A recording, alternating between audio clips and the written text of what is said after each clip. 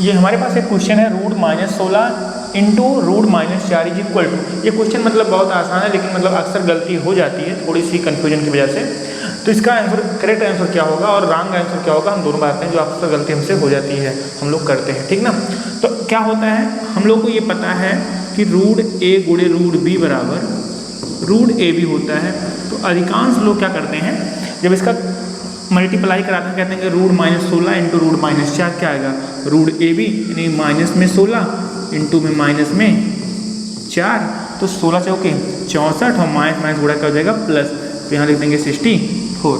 और जैसे ही 64 का वर्गमूल निकालेंगे कहेंगे ये आएगा 8। लेकिन इसका आंसर 8 नहीं होता। 8 क्या, कोई तरह से 8 इसका जो आंसर क्या है, गलत है। 8 इसका आंसर नहीं होगा। तो इसका एग्जैक्ट आंसर क्या होगा, अब ध्यान देना, इसका एग्जैक्ट आंसर क्या होगा हम आते हैं आपको।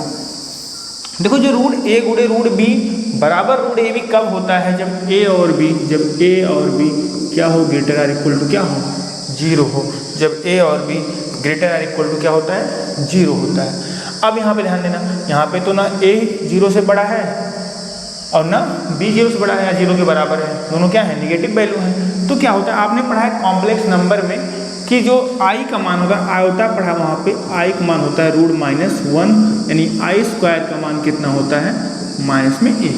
अब यहाँ पे क्या करेंगे, √-16 जो है उसे लिख सकते हैं 16i², क्योंकि i² का मान -1, तो 16 गुणे -1 कितना है, -16 हो जाएगा, इंटू इसे लिख सकते हैं कितना, 4i²।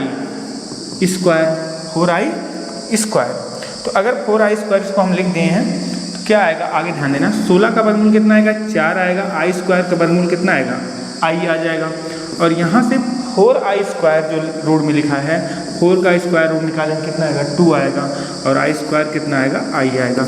इसका अगर क्रॉस मल्टीप्लाई करें 4 दूना 8, और यहाँ पर कितना आएगा, i गुणे i² यानी इसे गुणा कराने कितना है, 8i², और i² का मान इतना कितना होता है, -1, तो कितना आएगा, -8, यानी जो इसका करेक्ट आंसर कितना आएगा, -8। Okay, thank you.